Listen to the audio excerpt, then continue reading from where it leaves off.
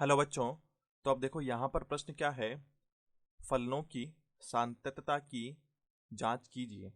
F x बराबर x cos एक बटा एक्स जब एक्स का मान जीरो नहीं है, तथा एफ एक्स बराबर जीरो जब एक्स का मान जीरो है। तो यहाँ पे देखो इस फलन की सातत्यता के बारे में अपने को टिप्पणी करनी है। तो शुरू करते हैं इस प्रश्न को। मुख्य अवधारणा यहाँ पर क्या हो जाएगी? मुख्य अवधारणा देखो, सातत्यता के लिए ये पता है हमको कि अगर ए पर बात करें तो फलन सतत कब होगा? जब ए पर फलन का मान बराबर होगा इसकी बाईं सीमा के। और बाईं सीमा क्या हो जाएगी? यहाँ पे सीमा एच का मान जीरो की तरफ, और इसको क्या लिखेंगे? एफ ए माइनस एच लिखेंगे। और ये बाईं सीमा बराबर होनी चाहिए दाईं सीमा के। और यहाँ पे दाईं सीमा क्या हो जाएगी? एच का मान जीरो की तरफ एफ ए प्लस एच। तो यहाँ पर अगर बात करें, यहाँ यहाँ पर देखो फलन जब x का मान जीरो है तब अलग से परिभाषित किया गया है कि फलन का मान जीरो है। और दूसरी परिभाषा क्या है फलन की? x कॉस एक बटा एक्स। तो यहाँ पर देखो, यहाँ x व कॉस एक्स ये दोनों ही फलन सर्वत्र सातत्य धारण करते हैं। सर्वत्र सर्वत्र सातत्य धारण करते हैं, या फिर क्या लिख सकते हैं? सतत होते हैं। सर्वत्र सतत होते हैं। लेकिन यहाँ पर ये जो एक बटा एक्स लिखा हुआ है, इसकी वजह से इसके सातत्यता में समस्या आएगी। और एक बटा एक्स अपने को पता है, एक बटा एक्स जीरो पर परिभाषित नहीं होता है। एक्स बराबर जीरो पर परिभाषित परिभाषित नहीं होता है, नहीं होता है। तो अब देखो इसकी वजह से अगर बात करें तो कहाँ पर समस्या आएगी? केवल x बराबर जीरो पर। तो जीरो पर इसके सातत्य की चर्चा करेंगे। तो यहाँ देखो अब क्या हो जाएगा, यहाँ अगर a की बात करें तो वो बिंदु क्या हो जाएगा? जीरो हो जाएगा। a बराबर जीरो। और जीरो पर फलन का मान अलग से परिभाषित किया गया है कि f जीरो का मान क्या है? देखो यहाँ पे प्रश्न में ये जीरो है। तो आगे देखो बात करते हैं इसकी बाईं सीमा की। इसकी बाईं सीमा अब क्या हो जाएगी? सीमा यहाँ पे h का मान जो है ये जीरो की तरफ जाएगा, और f a माइनस एच, यानी यहाँ पे क्या लिखना पड़ेगा? Zero minus H. तो अब देखो ये क्या बन गया? सीमा h का मान जीरो की तरफ, और फलन क्या दिया हुआ है? x कॉस एक बटा एक्स। तो x की जगह पे क्या है? Zero minus H. तो जीरो माइनस एच और कॉस एक बटा एक्स, यानी यहाँ पे क्या हो जाएगा? Zero minus H. तो इसको सरल करेंगे तो यहाँ पे ये क्या हो जाएगा?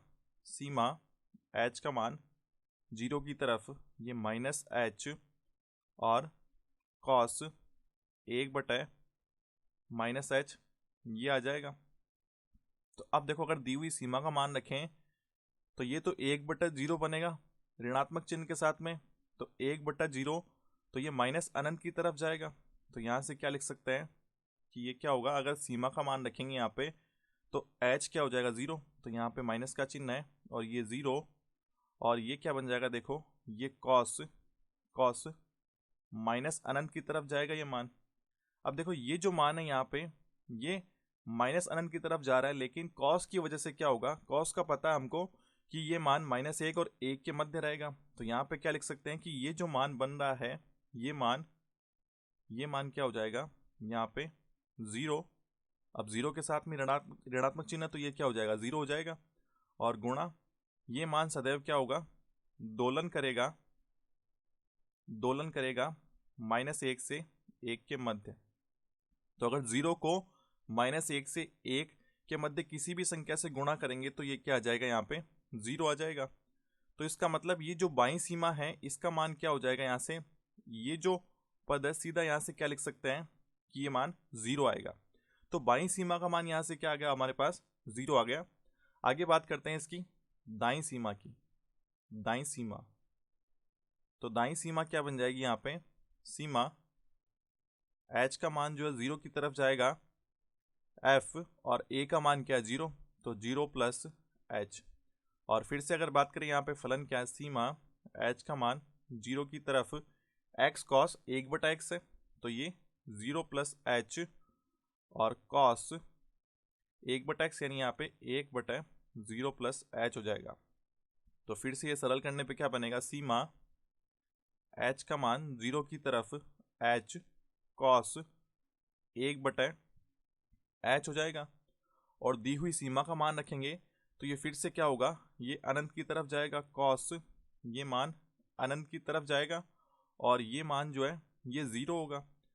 फिर से ये मान क्या होगा, देखो यहाँ पे ये cos अनंत की तरफ जो मान जा रहा है ये दोलन करेगा -1 से 1 के मध्य, और ये यहाँ पे 0 लिखा हुआ है, तो 0 को गुणा करेंगे -1 से 1 मध्य किसी संख्या से, तो ये क्या हो जाएगा, यहाँ पे 0 हो जाएगा। तो अब देखो फलन का मान भी क्या है 0 है, और बाईं सीमा का मान भी क्या आ रहा है 0 आ रहा है, और दाईं सीमा का मान भी क्या आ रहा है 0 आ रहा है। तो यहाँ से क्या बोल सकते हैं, यहाँ से ये बोल सकते हैं कि फलन का मान यानी f0 जो है ये बराबर है बाईं सीमा के, बाईं सीमा के, और ये बराबर है दाईं सीमा के, दाईं सीमा के। और 0 के अतिरिक्त इस फलन को, ये जो फलन प्रश्न में दिया हुआ है कहीं पर भी इसको समस्या नहीं है, तो इसका मतलब ये सर्वत्र क्या हो जाएगा, सतत हो जाएगा। तो अंत में क्या लिख सकते हैं, अतः, अतः दिया हुआ फलन, दिया हुआ फलन, दिया हुआ फलन सदैव सर्वत्र, सर्वत्र सतत है, सतत है। तो ये हो जाएगा इस प्रश्न का हल। आशा करता हूँ आपको समझ में आया होगा। धन्यवाद।